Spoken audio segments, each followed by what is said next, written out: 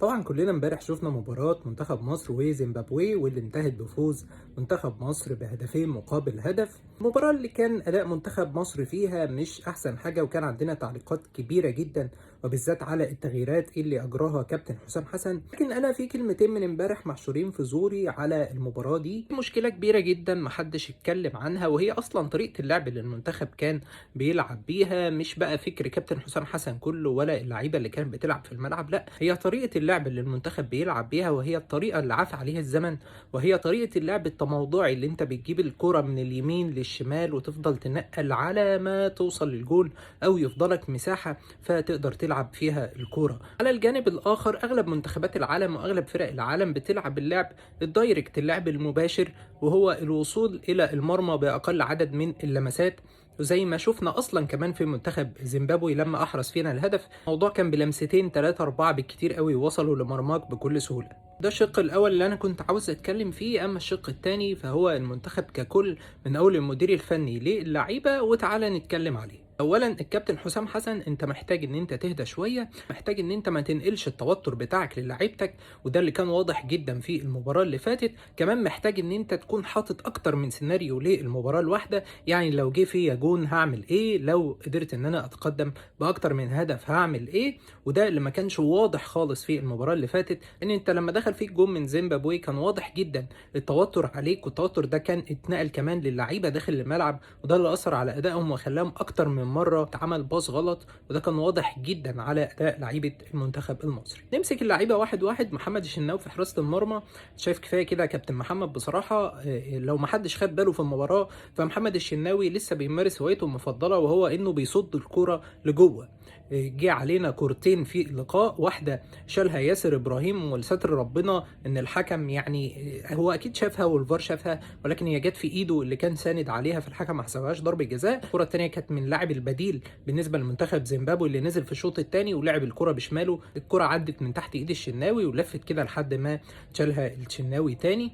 ف يعني انا شايف ان اي حد هيكون غير الشناوي طبعا ما عدا صبحي، لان صبحي برضه مش فكره بقى ان هو بيصد الكره لجوه، لا، هو عملها في مباراه الزمالك الافريقيه الاخيره. يعني الزمالك كان متقدم 1-0 على تقريبا كان كايزر تشيفز او حاجه، الراجل طلع مسك الهوا ودخل الكره في نفسه. فاي حد غير الشناوي الصبحي، سواء كان احمد الشناوي او مصطفى شوبير، هيفي بالغرض بالنسبه لحراسه مرمى المنتخب. بالنسبه لمحمد هاني فتحس ان في رمل في رجله، انا مش فاهم هو محمد هاني يعني الاحمال البدنيه بالنسبه له ايه، الدنيا عنده ايه في موضوع الاحمال البدنيه. يعني انا شايف محمد هاني مش قادر يلعب من الدقيقه 20، مش قادر ياخد سبرنت، مش قادر يرفع اوفر، مش قادر يغطي. ووضحت جدا لما اتعمل تقريبا 1 2 مع محمد صلاح، او كان مع مروان عطيه وبيمد رجله على الكره عشان يجيبها. الموضوع كان صعب جدا بالنسبه لمحمد هاني ناحيه اليمين. محمد حمدي انا بالنسبه لي ناحيه الشمال كان يعني بالنسبه لي هو احسن اللي موجودين في المنتخب في ناحيه الشمال. بيقدر يعمل اوفرات كويس جدا، بيقدر يعمل اوفرلاب من قدام، سواء كان تريزيجيه او ايا كان اللي كان بيلعب في الهاف قدامه، فيقدر يفرق لك في الجبهه اليسرى. وهنخسر محمد حمدي لو الموضوع بتاع الاصابه بتاعته ده طول لمباراه جنوب افريقيا ومباراه انجولا. ففي ظل عدم جاهزيه كمان احمد فتوح اللي كان واضح جدا لما نزل ان هو مش جاهز بدنيا ومش فت خالص. اما عن حسام عبد المجيد فحدث ولا حرج، المتسبب الاول في الهدف الاول بسوء التغطيه بالنسبه له للراجل اللي جاب الجون. الف به كوره، يعني انا راجل اقدر اقول لك ان انا اتمرنت كوره وكان بيتقلل مساك. هما 3 حاجات ما لهمش رابع. هو عامة أول حاجة إن المهاجم لازم تكون واخده في صدرك، وإنه ما يلفش. طب لو لف ما يشوطش، طب لو شاط ما يشوطش وهو مرتاح. هو ما عملش أول حاجة أصلا، اللي هو خد المهاجم في صدره، فبالتالي المهاجم كان في ظهره فاستلم بكل أريحية. لما ياسر إبراهيم حاول إن هو يغطي عليه، كان الراجل حط الكرة طبعا على يمين الشناوي، اللي كلنا عارفين إن إيده ما بتتمدش للآخر وما تقدرش تجيب الكرات اللي زي دي.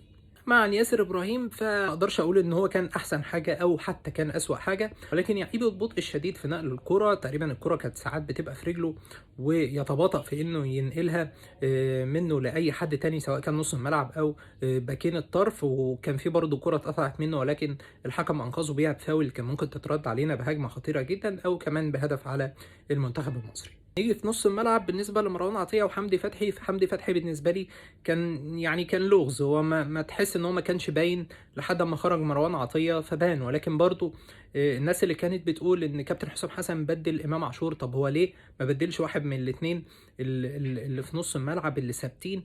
اقول لك ان احنا جه فينا جون واحنا معانا اتنين نص ملعب واربعة في الدفاع، طب ما بالك لو كان واحد بس هو اللي نص ملعب واتنين تمانيات، يعني واحد ستة واتنين تمانيات، الوضع كان هيبقى عامل ازاي؟